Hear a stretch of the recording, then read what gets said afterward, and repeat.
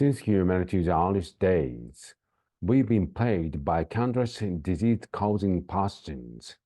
Invisible and persistent, these microorganisms and illnesses they incur have killed more humans than anything else in history. But which disease is deadliest vary across time and place? Because while the march of progress have made us safer from some infectious threats, human innovation often exposes us to surprising new maladies. Our tour of history deadliest diseases begin when humans lived in small hunter-gatherer communities. The illnesses these pre-agricultural nomads encounters most likely came from the various animals they ate and the soil and water they interacted with. There are no written records to help us identify these diseases. However, some illnesses leave distinct growths or lesions on the skeleton, allowing archaeologists to diagnose ancient remains.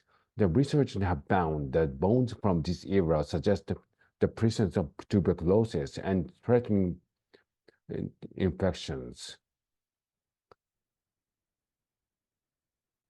And the researchers found that bones from this era suggest the presence of tuberculosis and terminal infections. While these conditions are life-threatening, the deadliest diseases are invariably part of widespread epidemics, and there is no evidence of any large-scale outbreaks in this lengthy pre-agricultural period. However, when humans started developing agriculture around 12,000 years ago, it brought a whole new crop of diseases. Only farmers knew little about waste. Only farmers knew little about waste and water management, setting the stage for real diseases like dysentery. Only farmers knew little about waste and water management, setting the stage for the real disease, the dysentery. Much worse, the proliferation of open fields and irrigation created stagnant pool underwater, which brought us mosquitoes and in turn malaria, one of the history's oldest and deadliest diseases. We don't know exactly how many early farmers malaria killed, or how many it left vulnerable to other lethal infections, but we do know this mosquito-borne illness continues to spread through humanity's next major development, urbanization.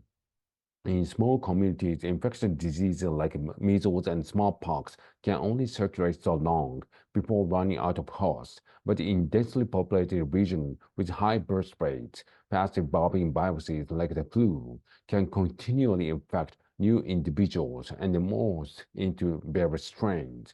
When large settlements became common, medical scientists hadn't advanced enough to effectively treat or even distinguish these variants. No one was prepared to deal with one of the deadliest pandemics of all time, the Black Death. From the 3030s to 3050s, the bubonic plague swept Asia, Africa, and Europe, reducing the global population from 475 million to roughly 350 million. Like most Afro-Eurasian diseases, the plague didn't cross the Atlantic until Europeans did in the late 1400s, but the height of the plague in Europe and Asia and North Africa, infection was most guaranteed. At the height of the plague in Europe, Asia, and North Africa, infection was almost guaranteed, and the plague's fatality rate ranged from 30 to 75%.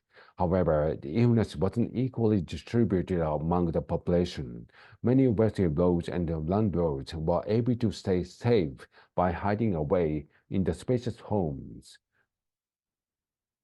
As medical knowledge became more robust, this kind of class disparity began reflecting who had access to medical care, and that divide became particularly apparent during the reign of our next deadly disease. By the beginning of the 19th century, tuberculosis was already one of the most common causes of death.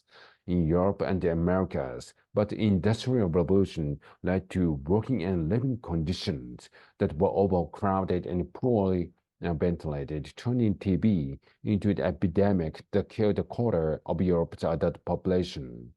The unhealthy environment was largely populated by impoverished individuals who often went untreated, while doctors provided welfare victims with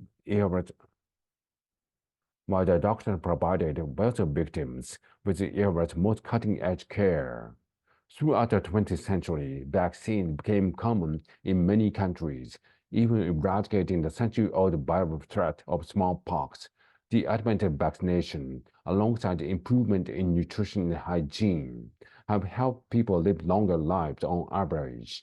And today, medical advances in rapid testing and mRNA vaccines can help us tackle new outbreaks in record time.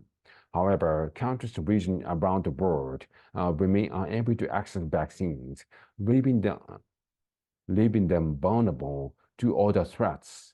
Malaria still takes the lives of over 600,000 people every year, with 96% of deaths occurring in communities across